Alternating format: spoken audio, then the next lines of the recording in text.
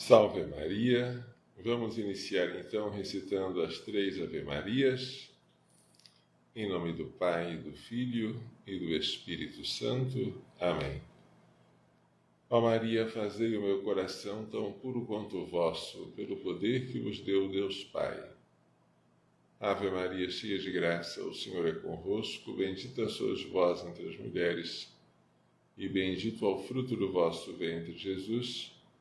Santa Maria, Mãe de Deus, rogai por nós, pecadores, agora e na hora da nossa morte. Amém. Pela sabedoria que vos deu Deus Filho. Ave Maria, cheia de graça, o Senhor é convosco, bendita sois vós entre as mulheres, e bendito é o fruto do vosso ventre, Jesus.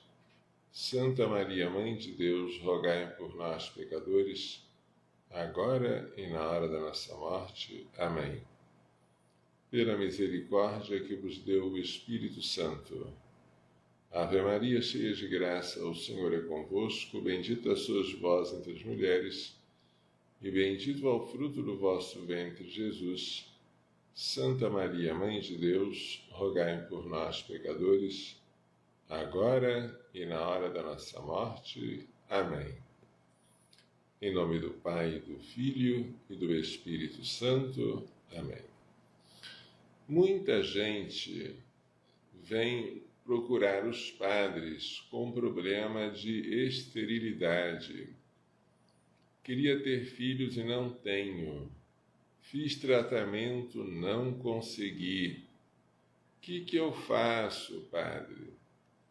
E nesta hora aparecem pessoas dando maus conselhos, tais como: faça inseminação artificial, faça fecundação in vitro, fabrique o seu filho em laboratório. Já que você não pode tê-lo naturalmente, faça de maneira forçada, artificialmente. Afinal, você tem direito ao filho. Isso tudo está errado. Não existe um direito ao filho. O Catecismo da Igreja Católica nos ensina que o filho é um dom, não um direito. O que os casais têm pelo matrimônio é o direito de praticar os atos conjugais, pelos quais eles se tornam uma só carne, atos esses que são aptos a procriar. Mas, se estes atos, por algum motivo, não procriam, o casal não pode exigir de Deus, nem do Estado, da sociedade, os filhos. Direito é algo que se pode exigir.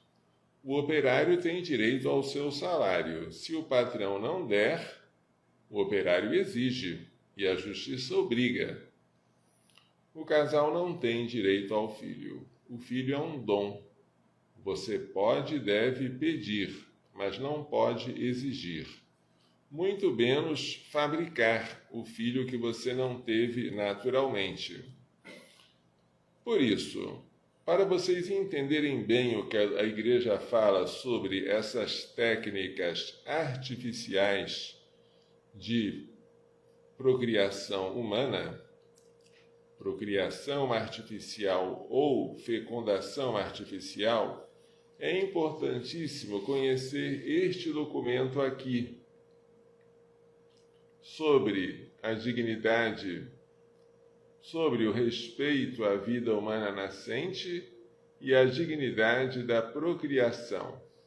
Este livrinho, que é a instrução Donum Vitae, que foi publicado pela Congregação para a Doutrina da Fé em 1987, é um documento muito importante que é difícil de se encontrar. Você procura na editora Vozes, Paulos ou Paulinas pelo seu nome, Donum Vitae, e não encontra. você encontra com este nome aqui, que eu acabei de falar para vocês, né? Respeito sobre a dignidade da vida humana nascente, respeito à vida humana nascente e dignidade de procriação. Mas, às vezes, até esse livro mesmo, com esse título, você tem dificuldade de encontrar. Você procura as livrarias católicas e não encontra. E eu pergunto, por que elas não vendem? A resposta é óbvia, porque não há demanda, porque não há quem compre. Mas eu pergunto, algum seminário pode não ensinar esse livro aqui?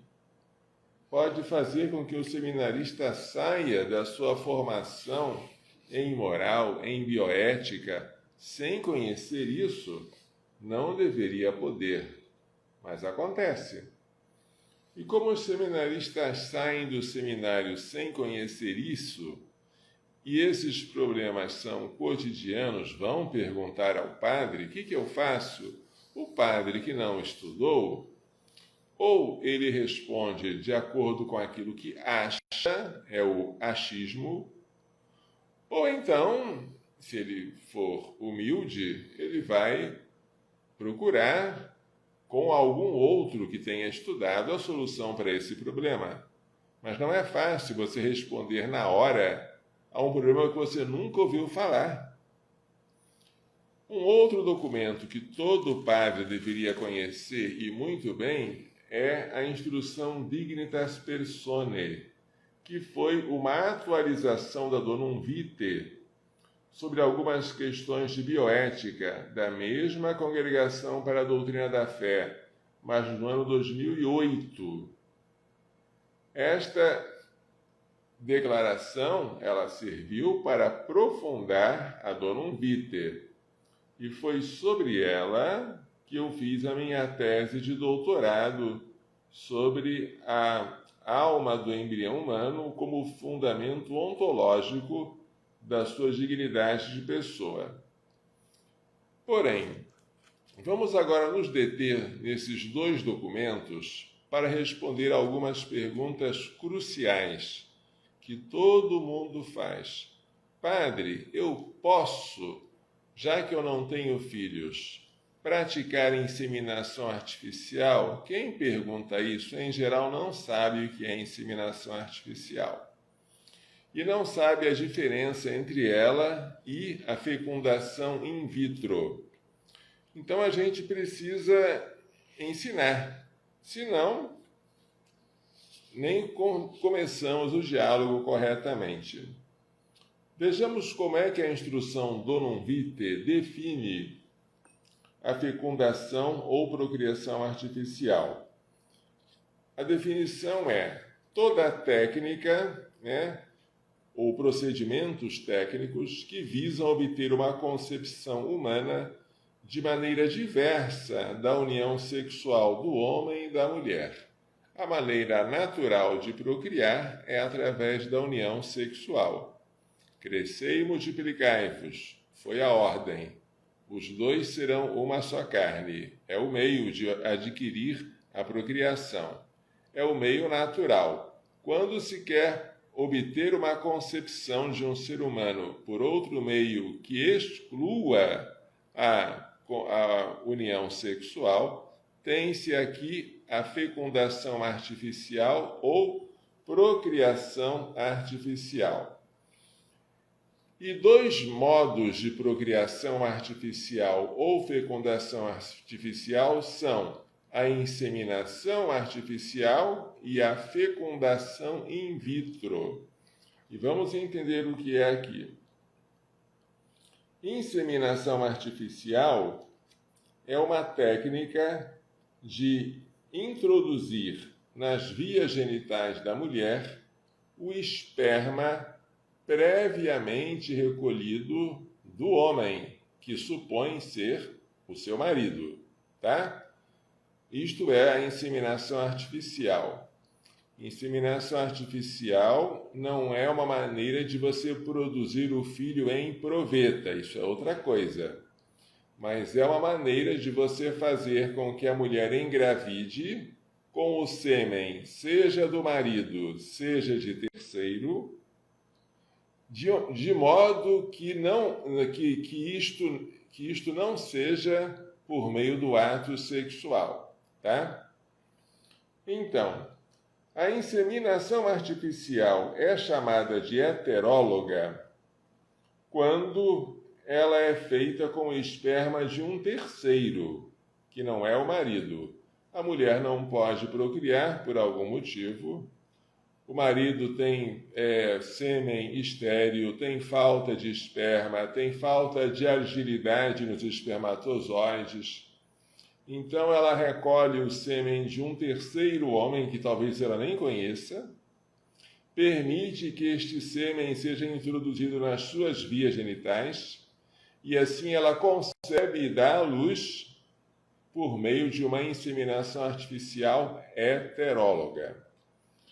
A inseminação artificial heteróloga, ou seja, feita através de um doador, que é o terceiro, ela é muito grave, porque ela fere a unidade matrimonial, ela permite que um terceiro entre lá.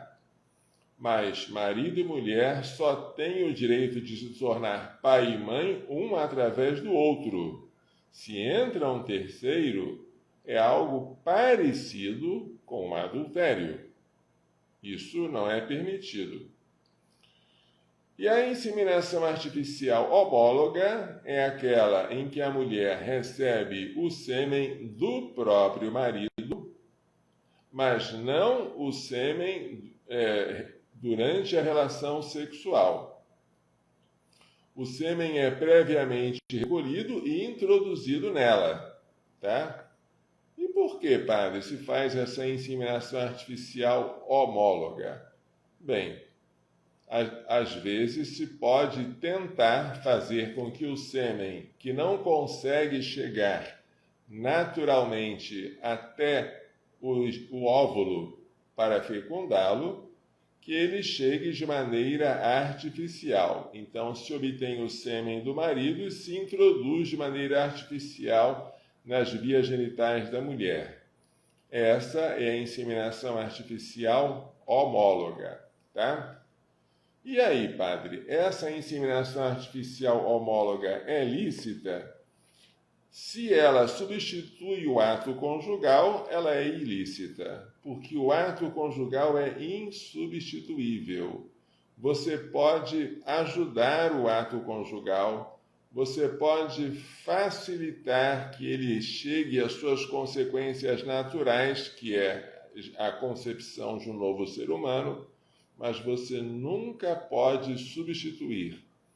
Se a inseminação artificial serve para que a mulher e o homem não pratiquem o ato conjugal e o esperma seja introduzido de maneira artificial nas vias genitais da mulher, e ela assim conceba, se é para substituir o ato conjugal, ela é pecaminosa e gravemente pecaminosa. Mas, se a inseminação artificial não for substitutiva do ato conjugal, se o esperma for recolhido, prestem atenção, no próprio ato conjugal, se, por exemplo, você retira das vias genitais da mulher algum esperma que sobrou de um ato conjugal. Ou então, se você colhe o espermatozoide através dos orifícios de um preservativo perfurado, que não tem efeito contraceptivo, porque ele não impede a procriação, mas serve para reter alguns dos espermatozoides.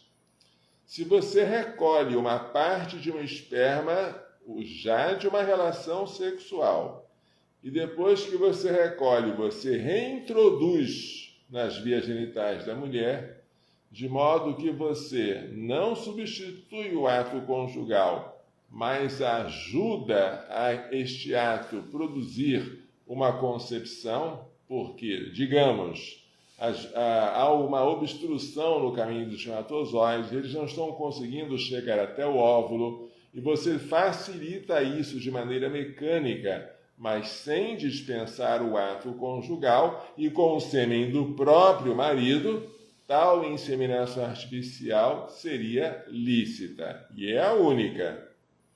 Heteróloga, jamais, porque usa o sêmen de um homem que não é o marido, o sêmen de um doador de um terceiro. Homóloga, só se não substituir o ato conjugal. Se o sêmen foi obtido do marido por outro meio, que não seja a relação sexual com a sua mulher, se ele foi obtido, por exemplo, por masturbação, o que é um outro pecado, ou se ele foi obtido por meio da punção, com uma agulhada em um canal, em uma vesícula chamada epidídimo, onde ficam os espermatozoides armazenados por algum tempo. E se estes espermatozoides coletados do homem agora são introduzidos na mulher, mas sem o ato conjugal, substituindo, tal inseminação é ilícita.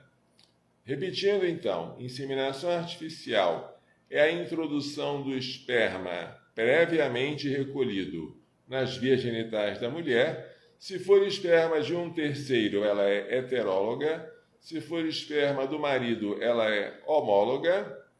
E heteróloga jamais, homóloga só se ela não substituir, mas ajudar o ato conjugal. Só. E agora, quando se fala de fecundação artificial, fecundação in vitro com a transferência do embrião, FIVET ou FIV, fecundação in vitro com a transferência do embrião.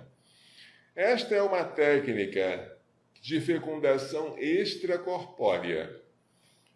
Retira-se o óvulo da mulher, retira-se o esperma do marido, junta-se os dois numa proveta, fabrica-se um embrião, porque os dois gametas se juntam e aí dão origem a um embrião unicelular, que é o zigoto. Este embrião vai se multiplicando, vai crescendo e vai atingindo o estado de mórula, o estado de blástula. E depois pega-se este embrião que está em laboratório e se introduz no útero da mulher, na esperança de que ele se implante, de que ele se fixe, que ele se aninhe, que ele se nide, tá?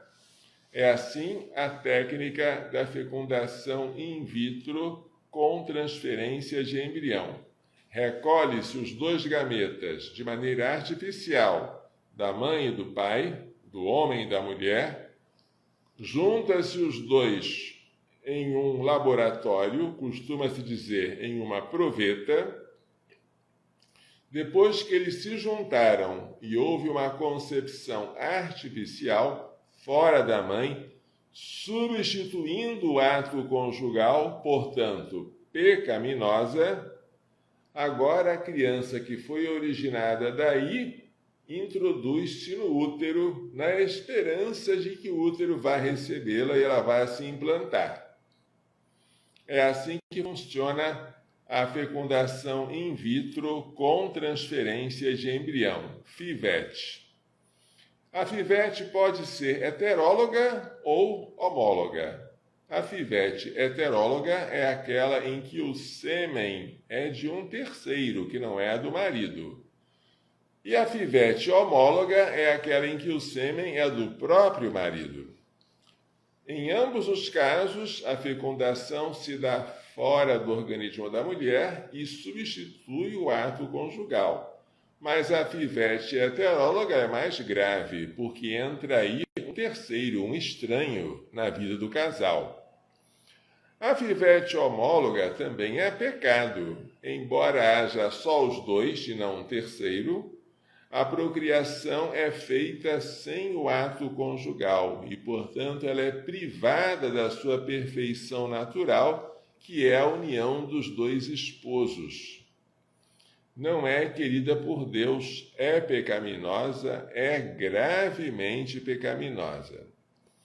Ainda, portanto, prestem atenção, que você conseguisse coletar um único óvulo da mulher, e este óvulo fosse fecundado por espermatozoides coletados de maneira legítima, não por meio de masturbação, como sempre acontece, mas por meio, por exemplo, de uma punção no epidídimo, uma técnica lícita de coletar espermatozoides. Vamos imaginar que eles fossem unidos, em laboratório, homem e mulher unidos em matrimônio, Aí os gametas se juntassem. Aí você pegasse esse embrião que foi fabricado fora do organismo materno e o implantasse, o transferisse para o útero da mãe. Os dois são unidos em matrimônio, os gametas foram obtidos de maneira lícita, porém, eles se uniram fora do organismo materno e substituindo o ato conjugal. E depois eles fossem implantados no organismo da mãe. E esse embrião implantado conseguisse se sobreviver até o final da gravidez e nascesse um lindo menininho. Mesmo assim, seria pecado e pecado grave. Ocorre que a fecundação in vitro, ainda que ela seja homóloga, ela costuma ter vários outros pecados, além do modo o modo antinatural como a criança foi produzida, que substitui o ato conjugal. Quais são os agravantes da fecundação in vitro? São muitos. Um deles é a maneira com que o esperma é obtido. O esperma é obtido por masturbação. E o homem, para obter o esperma, é convidado a ver figuras, vídeos imorais, pornográficos.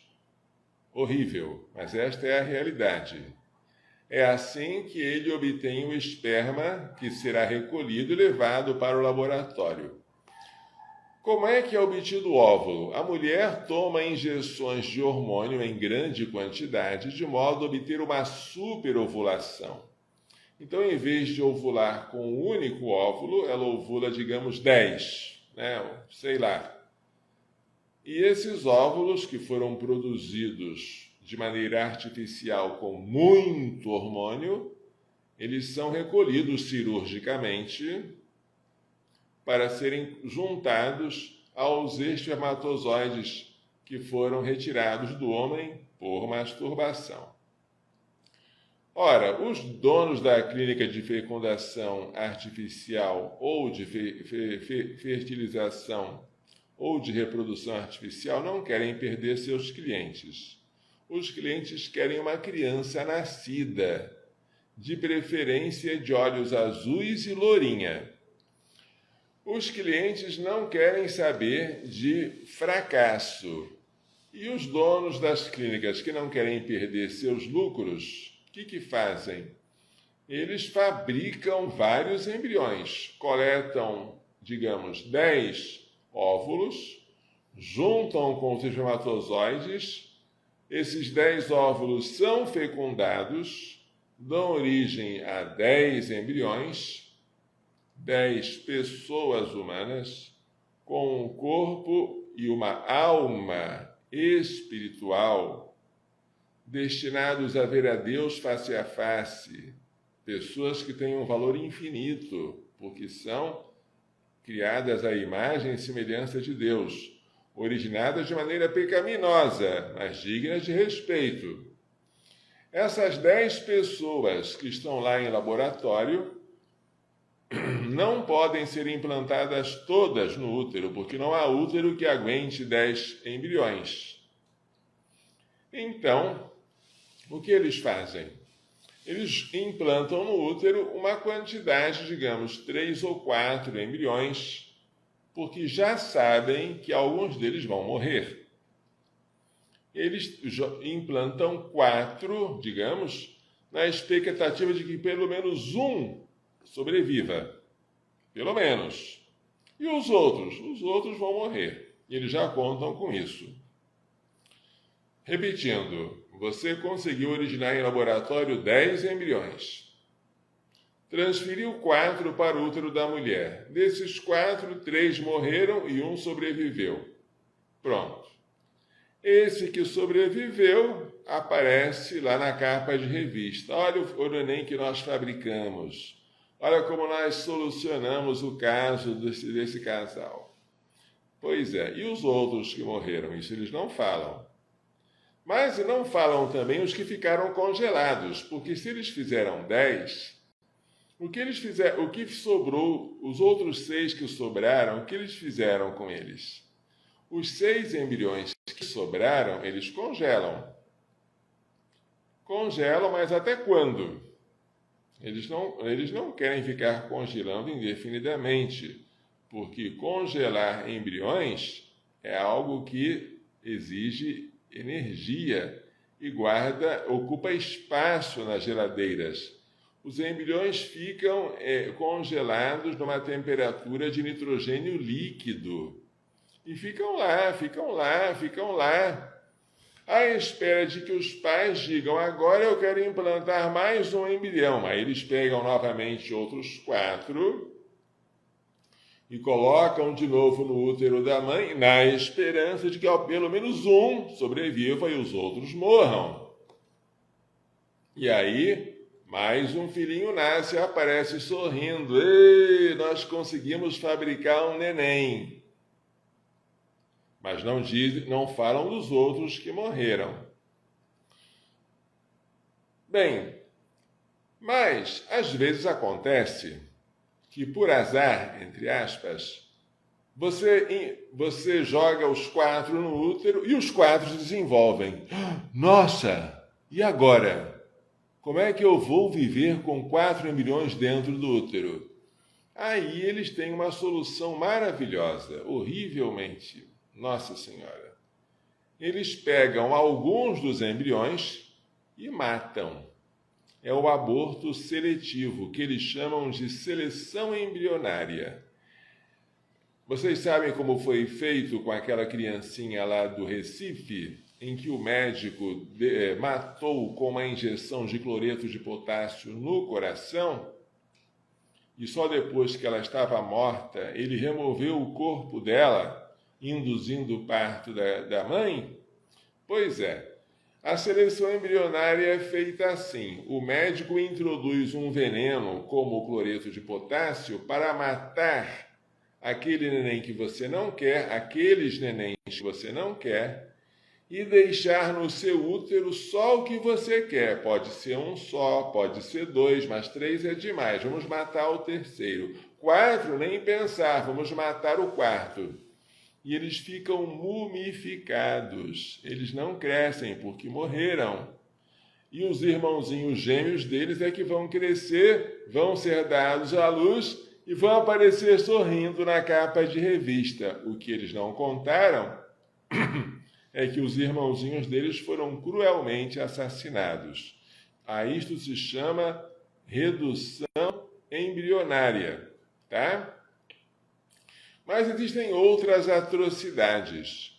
A clínica quer oferecer aos seus clientes os melhores produtos, e a criança virou um produto. Então, quais embriões que serão transferidos para o útero? Se você tem 10, como é que você vai selecionar os que você vai implantar lá? Você faz um diagnóstico pré-implantatório. Você verifica em microscópio, né, o que é que você quer. Qual é o embrião melhor? Qual é aquele que tem mais chance de implantação? Você faz um diagnóstico para quê? Para implantar os melhores e jogar fora os menores. Isto é eugenia. Você trata o ser humano como uma mercadoria. Você escolhe os bons e descarta os maus. Este é o diagnóstico pré-implantatório, que só tem fim de fazer uma seleção. Não tem fim de curar, não tem fim de fazer nada pelo bem do próprio embrião, mas só de selecionar os melhores e desprezar os piores. Mas tem outras coisas além disso? Tem. Os embriões que sobraram, você vai fazer o que com ele? Congela. E eu pergunto, é lícito congelar embrião? Gente, eu pergunto a você que está me ouvindo, você aceitaria ser congelado? Você que está vivendo com 36 graus e meio de temperatura, aceitaria que jogassem você numa geladeira de nitrogênio líquido para ficar centenas de graus abaixo de zero lá, congelado, inconsciente, imóvel? Seria uma coisa indigna fazer isso com você. E eu pergunto, quando você era embrião, era lícito fazer isso porque você era pequeno? Pois eles tratam o embrião como se fosse carne de açougue, como se fosse material biológico, como se não fosse gente, pessoa. Congelam. Isso não se faz. Então, o próprio fato de você fabricar embriões, de fabricar embriões excedentes e depois você congelar, é um erro atrás do outro. Então você começa pelo meio com que você obteve o esperma, que é a masturbação sempre pecaminosa, qualquer que seja o fim. Depois você tem também a fecundação de vários embriões, em vez de um só. Vários, em vez de um só. Para você poder ter a chance de pelo menos algum se implantar com sucesso no útero da mãe. Depois, você faz um diagnóstico pré-implantatório para escolher os melhores e rejeitar os piores. Depois, se você tiver o azar de que vários, e não apenas um, se implantem, você mata alguns. E aqueles que você não implantou, você congela. E se os pais não quiserem mais implantar, vai fazer o que com esse? Vai ficar congelado o tempo todo? Segundo a lei de biossegurança, que foi aprovada na época do presidente Lula, de triste memória, em 2005, os embriões humanos, depois de um certo tempo, podem ser tratados como coisa para fim de retirada de suas células-tronco. Eles podem ser descongelados para que o seu organismo sirva como material biológico para pesquisa e terapia com células-tronco. Então, depois que foi aprovada a Lei de Biossegurança e depois que o Supremo Tribunal declarou que tal lei era constitucional, introduziu-se no Brasil o direito de matar crianças inocentes, congeladas e ainda não implantadas no útero. Então é uma carnificina.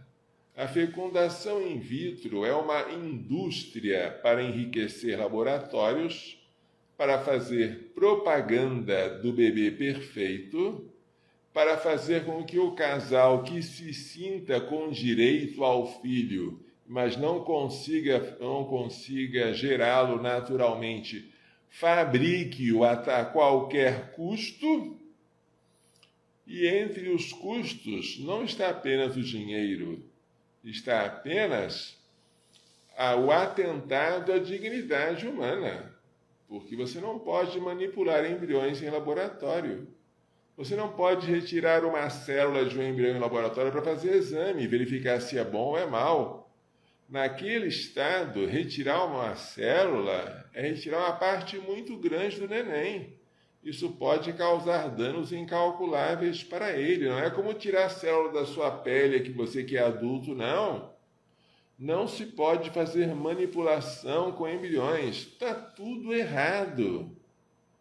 Então, nenhum casal católico pode pensar em aderir à fecundação in vitro, que é uma fecundação extracorpórea, nem à inseminação artificial, que é uma inseminação nas vias genitais da mulher, feita de maneira artificial, sem o ato conjugal. Não se pode fazer isso. Bem, eu estou tentando explicar a distinção entre as duas coisas, embora as duas sejam pecaminosas, porque, em geral, as pessoas costumam chamar a fecundação in vitro de inseminação artificial. Eu não posso ter filho. Por quê? Porque meus ovários não funcionam. Porque o meu marido é estéril. Porque não sei o quê. Então, vamos fazer uma inseminação artificial. Em geral, não é isso, não. Em geral, o que eles querem é fazer uma fecundação in vitro. Em geral, né? Eles vão pegar o óvulo da mãe e o espermatozoide do pai e vão juntar em laboratório para tentar implantar no útero da mãe. Mas há também outras perversidades. Há a maternidade substitutiva, que o povo chama de barriga de aluguel. A mulher que não pode ter filhos, ela contrata uma outra mulher para ter filhos no lugar dela, para que ela fique com a gestação, com o seu útero sendo utilizado para fazer o neném crescer, mas é um neném que não é dela, é um neném que foi gerado com gametas de outro casal. Essa mãe empresta o seu útero e depois ela dá à luz e devolve a criança já nascida para quem a contratou ou encomendou. Isto se chama maternidade substitutiva. Nem sempre com aluguel. Aluguel se for oneroso, com dinheiro. Mas ainda que a mãe fizesse isso de maneira gratuita, seria pecaminoso, porque a criança tem o direito de ser carregada no ventre pela mesma mãe que a gerou e não por uma outra. Então, a maternidade substitutiva também ela é pecaminosa. Então, tem tanta coisa errada. Olha só, a masturbação para obter o esperma, a redução embrionária, o diagnóstico pré-implantatório, a congelação de embriões, o descarte de embriões congelados que não foram aproveitados pelos pais. Tudo isso é horrível. E aí, padre, eu queria ter filhos. Você me disse que eu não posso fazer isso. E aí? Isso tudo que eu estou falando para vocês é pecado mortal, tá? Não é pecado leve, não, porque você está brincando com a vida. Se você tiver plena consciência do que está fazendo e fizer, é pecado grave. Claro que muita gente não sabe, mas é pecado grave. E os fins não justificam os meios. De boas intenções, diz o ditado, o inferno está cheio. E aí, padre, o que eu vou fazer? Bem, você pode se valer de tratamentos legítimos, né? E os tratamentos têm que respeitar algumas coisas. Os tratamentos devem respeitar a vida do embrião, que não pode ser destruído nem mutilado. Deve respeitar também a unidade do casal, ou seja, não pode entrar um terceiro lá. Marido e mulher devem ser pai e mãe somente um através do outro. E deve respeitar também a união entre a unidade entre o significado unitivo e o significado procriador do ato conjugal. Ou seja, assim como é imoral você querer a união sem querer a procriação, este é o pecado da anticoncepção, também é imoral você querer a procriação sem querer o ato conjugal. Dissociar o ato procriador do ato sexual ou do ato unitivo. Não pode. Então, mas você pode fazer um tratamento por meio de hormônios para que você consiga ovular? Pode, não tem nada demais. Você pode fazer um tratamento cirúrgico para desobstruir a sua trompa, que está tendo dificuldade de dar acesso aos espermatozoides? Pode. Você pode também fazer com que calcule exatamente os dias férteis para que você pratique o ato conjugal nesses dias, aumentando a chance de sucesso de gravidez? Pode. Tudo que você puder fazer para facilitar o ato conjugal, para torná-lo possível, para fazer com que ele produza os filhos sem substituir, você pode fazer. Padre, já tentei de tudo e não acontece nada. O que eu faço? Calma. Ter filhos biológicos é bom, mas não é um direito, é um dom. Os filhos são um dom de Deus, o dom mais excelente do matrimônio, mas é algo a ser pedido. Quando ele vem, nós temos que festejar, agradecer, mas não podemos exigir. Não podemos fabricar a qualquer custo. Não! Se por algum motivo, apesar de tudo, permanecermos estéreis biologicamente, temos o dever de termos pai e mãe espirituais. Nenhum de nós pode chegar na presença de Deus infecundo, com as mãos vazias. Temos que ter filhos. Se não temos filhos biológicos, seja porque esta não é a nossa vocação matrimonial, seja porque o matrimônio não está dando filhos biológicos, isso não impede que nós tenhamos filhos espirituais. O padre é pai, e vocês me chamam de pai com razão, padre. Por quê? Porque ele tem muitos filhos. Cumpre-se no padre o que Jesus prometeu. Todo aquele que deixar pai, mãe, filhos, terras, casas, por minha causa e por causa do Evangelho, receberá 100 vezes mais aqui na terra e no futuro a vida eterna. Eu, padre, recebi muitos filhos, muito mais do que aqueles que poderiam me dar a carne e o sangue. As freiras, as religiosas, elas não são estéreis, não podem. Elas têm que produzir filhos espirituais, pelos quais elas rezam, a quem elas educam, a quem elas aconselham. Não podemos deixar de produzir frutos. E se você é pai e mãe, já pensou em adotar? Ah, não, padre, eu queria um filho que viesse aqui das minhas entranhas, da minha barriga. Mas você está muito apegada, e você também, pai, é apegado aos vínculos da carne e do sangue, que são bons, mas não são os mais importantes. Quando chamaram a Jesus dizendo, tua mãe e teus irmãos estão aí fora e querem te ver, mãe e irmãos, vocês sabem quem é, a mãe é Maria Santíssima. Os irmãos são aqueles primos ou parentes próximos que a língua hebraica chamava de irmãos, aramaica também, porque não tinha uma palavra própria para dizer primo. Tua mãe e teus irmãos também querem te ver. Jesus, então, aproveitando a ocasião, apontou para os discípulos e disse, quem é minha mãe? Quem são meus irmãos? Eis minha mãe e meus irmãos. Todo aquele que faz a vontade de meu Pai que está no céu é meu irmão, minha irmã e minha mãe.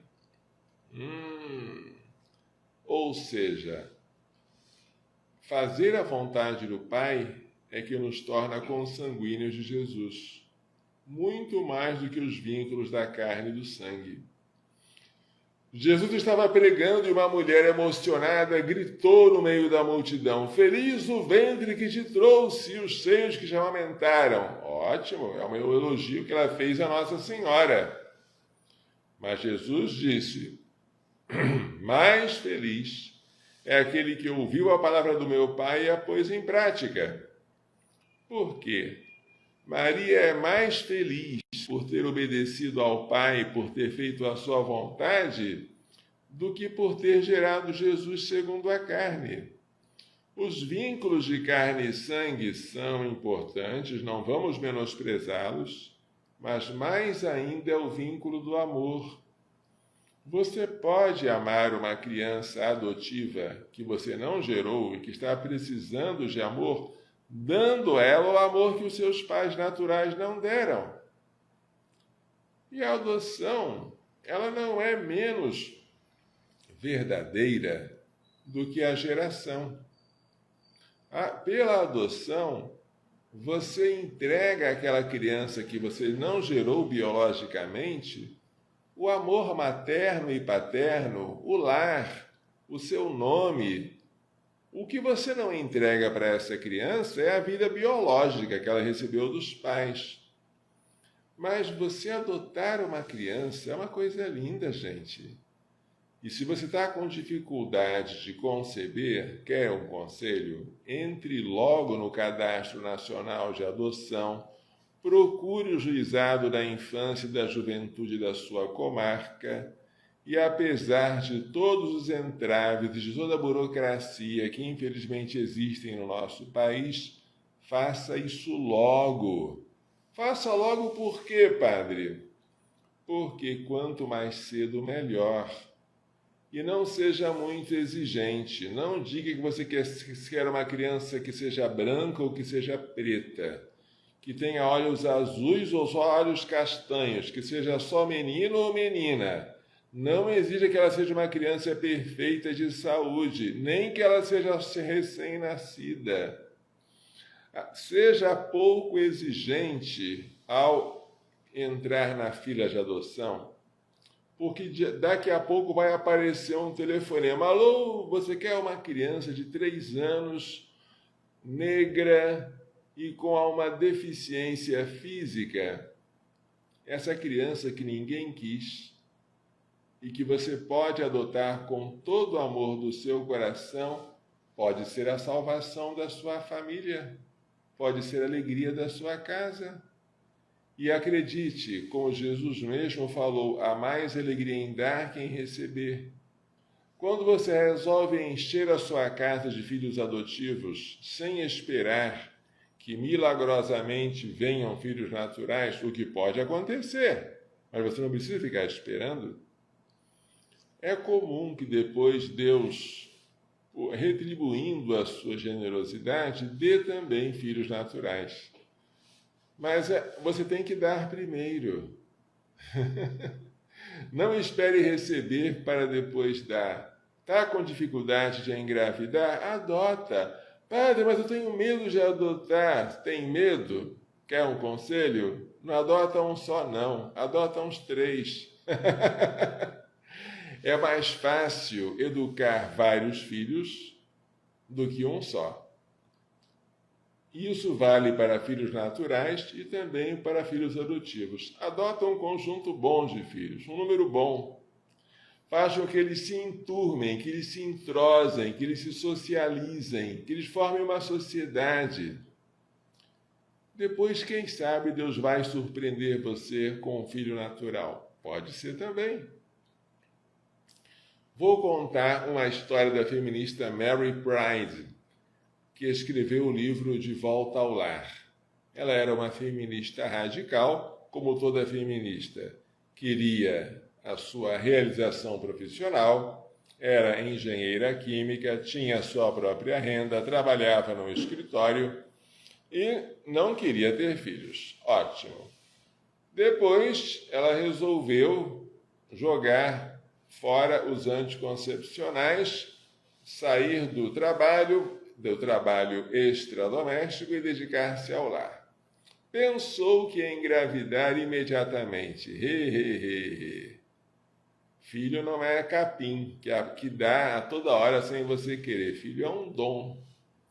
É um dom que Deus dá e tem que ser pedido. Ela descobriu isso.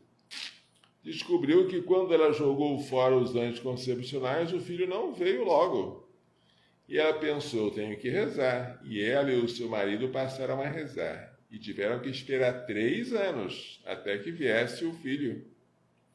Depois vieram outros. E ela, quando escreveu o livro, estava com 9 filhos, de volta ao lar. Educou todos eles em casa, com aquela prática do homeschooling.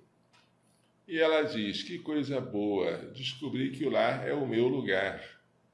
Aqui eu me visto como eu quero, eu faço o meu próprio horário, eu sirvo os meus clientes, que são meus filhos, com muito mais satisfação do que se eu estivesse servindo no ambiente frio do escritório.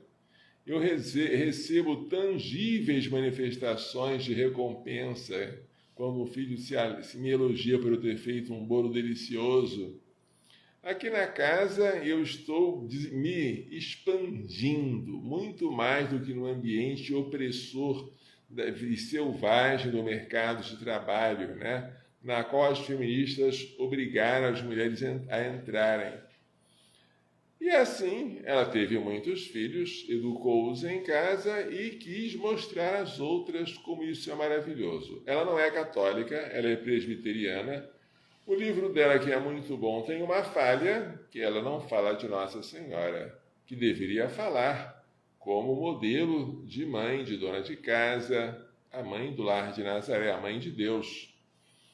E esta falha eu convido você, mulher, a suprir, escrevendo o livro De Volta ao Mar, De Volta ao Lar com Maria. Porque a Maria é uma lacuna no livro De Volta ao Lar, da ex-feminista radical Mary Pride. Quem sabe uma mulher brasileira resolva contar a sua história de redescoberta da maternidade, do seu lugar insubstituível no lar, e escreva um livro semelhante a este, De Volta ao Lar com Maria. Resumindo, filho é um dom, não é um direito. Se ele vier, louvado seja Deus, mas não podemos exigir. Podemos usar da medicina? Podemos, dos recursos legítimos.